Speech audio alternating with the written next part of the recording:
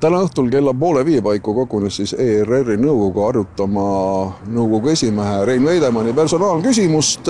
Siin kuskil 10. korrusel saalis nad peaksid praegu hetkel koos istuma. Vaatan, et veel ventilatsioonitorudest valget suitsu ei tule.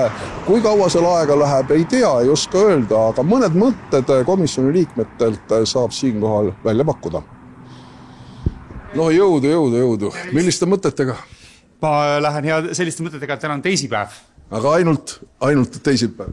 Ja teisipäevale järgneb kolmapäev ja kolmapäevale järgneb neljapäev ja mu kaart ei tööta, nii et ma ei saa... Vot sellepärast ma tean, sellepärast ma siin seisangi, et sa ütleksid ikkagi vastuseid. Oi, näed, tuli lahti, nii et ikkagi mul oli õigus. Ja kunagi tuleb ka nädalavahetus. See on ka oluline silmust pidada. Mis mul ikka öelda on, ega see midagi erilist ei ole. Mõnevõrra häiriv on, et Vabariigi Valitsuse liikmed on pidanud võimalikuks sellisel viisil ERR-i sõltumatusse sekkuda, et survestada nõukogu esimeest tagasi astuma ja loodan, et arutame seda küsimust ja kujundame ühise seisukoha, et nii ei tohiks asjad käia. Milline teie enda seisukoht on, kas nõukogu esimees peaks ametisse jääma või ikkagi tagasi astuma? Nõukogu esimees ei ole teinud mitte midagi sellist, mis vääriks isegi küsimuse tõstatamist sellest, kas ta peaks jätkama või mitte jätkama. Meil kõigil on õigus sõnavabadusele, muuhulgas on meil õigus kasutada oma sõnavabadust selleks, et kritiseerida ETV tegevust ja see sõnavabadus kuulub ka nõukogu esimehele. Nii kõik on hästi.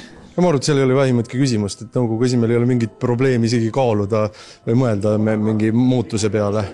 Et ma arvan, et igal inimesel peab olema õigus öelda ja mõelda seda, mida ta mõtleb. Ma arvan, et me kõik tahame sellist riiki, et inimestel oleks võimalik oma arvamust avaldada. Korstnas tõuseb teie pärast valget suitsu? Ei no täna ei saagi seal mingit hääletusi arutelusid olla, sest päevakorras ei ole midagi sellist. Milliste mõtetega? Kas te lubate metafoori kasutada? Ja? Luan. Jean Sibeliuselt, kui ta oli juba 2 nädalat kappelis istunud oma sõpruskonnaga, tuli lõpuks kohale naine, küsis, Jan, millal sa koju tuled? Jan vastas oma naisena, naine, ma ei ole ennustaja, sellepärast ma ei tea sulle öelda. Nii ka mina. Milline on teie arvamus?